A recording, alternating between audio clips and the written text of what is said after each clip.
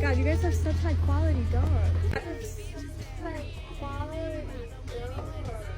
You guys, we need to talk about Alabama Barker and this new puppy drama because she's seriously in hot water right now. So Alabama recently decided to get a new dog from a breeder, and of course people are not holding back with their opinions. These viral clips have been blowing up and people are coming at her for choosing to shop instead of adopt. Her comments have sparked a whole debate about whether buying from breeders is even ethical, because there's this notion that breeder worsens the animal overpopulation and homelessness crisis and supports a greedy industry that causes animals to suffer for the sake of appearances. And if that wasn't enough, people are also shocked that her black scent is suddenly gone in these video clips. We have to dive into all of this, so let's not waste any time. So Travis Barker's daughter, Alabama, has been catching heat after buying a new puppy from a breeder. On social media, Alabama was tagged in a video from a dog breeder, Paws and Claws Puppies, where the breeder asked how she found their page. Alabama explained she saw them on TikTok, that she looked up fluffy French bulldogs in Los Angeles. I gotta ask, how did you find my account? I found your guys' account on TikTok. Really? Seriously. TikTok? I looked up fluffy French bulldogs in Los Angeles, and then none were coming up. Then I went on Safari, none were coming up.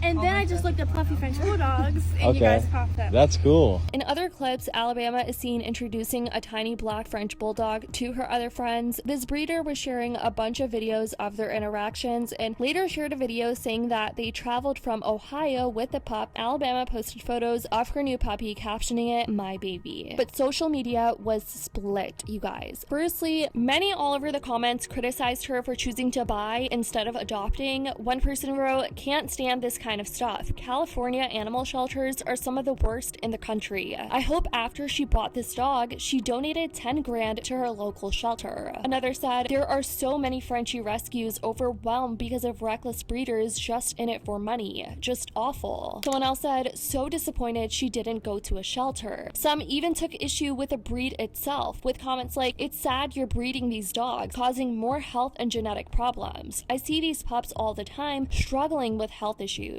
Then there were people all over the internet up in arms about how she was treating this dog like an aesthetic. This video went viral that said, "When the aesthetic matters more than the animal. Frenchies can't even breathe properly, but go off, I guess." Some people in the comments jumped in defense of Alabama to say things like, "They're already alive. I think they deserve a home at least. Fluffy Frenchies are not a thing. Their organs are too large for their body and they have multiple health issues. They are not naturally fluffy and are literal mutts bred for looks and money. Do y'all want those dogs to not have a family or something?" And this stirred up a whole debate, with people writing, "No, I want these breeders to get a life and make their own money instead of using animals for profit." Meanwhile, hundreds of dogs die every day in California shelters, bagged up, then tossed in the landfill. The dog is already bread mate. Tell me you know nothing about how the world works without telling me. The more people buy overbred dogs and cats, the more breeders will breed them. It's as simple as that. Supply and demand. So we should just leave the ones that are bred alone to die in bad conditions? Okay. And her buying is promoting more. But y'all say any dog deserves a home, but not if it's a designer dog? What? Y'all do realize if no one adopts the bred ones, they'll end up dead too, right? Obviously it shouldn't be happening, but if everyone stopped buying them, that wouldn't solve the problem, other than people having a bunch of puppies to dump, etc. The breeders are abusing. Those dogs have horrible breathing issues and are in pain their whole life. This person even said, talking about Alabama feeling like she's going to be a negligent caretaker, "This is the last person I'd sell a living thing to."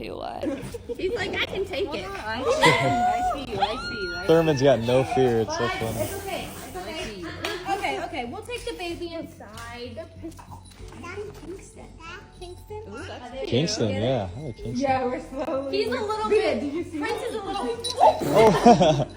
Come here, Prince is a little scared. Really?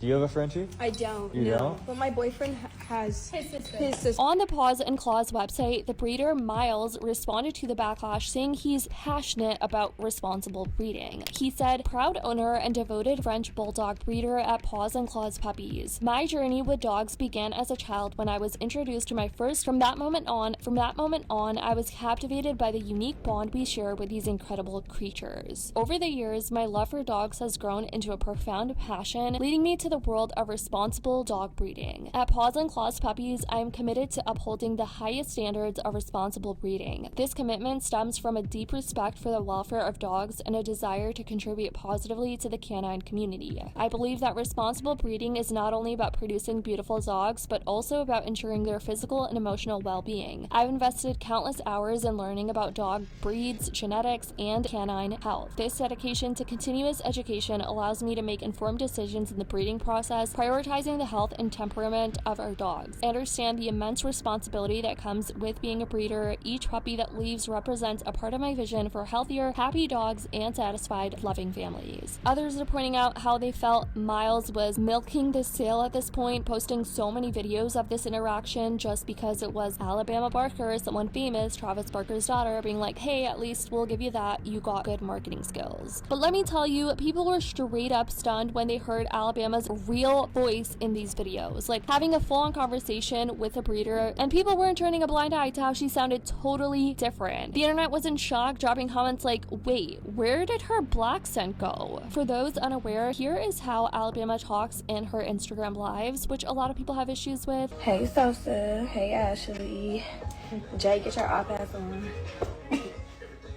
He talking about, I said, Jay, come do my hair today. He said I can't, but I would love to. Who you get a smart with?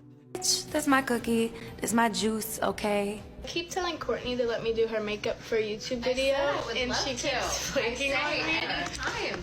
I'd let you do mine. I'll do it for sure. Anytime. Makeup is just The best. the best Okay, thing. get down, you crazy. Oh my god, my face looks crazy. Oh, do you want to do my makeup on live? I'll do your makeup on live. Can you do mine? Hi guys. Can't Yeah. go wrong. That meant, right? I go to dinner with him like yesterday, and you know what he says? He's like, I told Kim she needs to get the gray Himalayan. and he's like, I know, and he's like, she needs to get it. And she went and she flew all the way to Paris or wherever to get the gray Himalayan. And I was like, I gotta show it to you. I need to see the collection. And I got one with the diamonds. Actually, insane. Who did we go to? Sosa, hey Ashley. Jay, get your op-ass on. He talking about, I said, Jay, come do my hair today. He said I can't, but I would love to. Who you get a smart with? And when asked, she plays it off as being unaware about the whole accent switch ordeal. Why do you talk like that? Bro, do I have an accent I'm not aware about? Like, I'm so confused. I'm so sick of hearing about it too. I'm confused on why my eyeliner looks like this. Because your ass won't make me do shit. People have just always felt like her voice changes to whoever she's with at the moment. Like there's a different way of speaking depending on who she's talking to at the moment. It's just weird, you guys. So that's what's been going on with Alabama Barker and this whole puppy drama. From buying instead of adopting to their surprise over her voice, it's clear the situation has sparked a lot of opinions all over social media. But I want to know what you guys think. Is it okay to buy from breeders if it's done responsibly, or should she have aimed to adopt? Let me know your thoughts. I love you guys so much, and as always, I'll see y'all in the next video.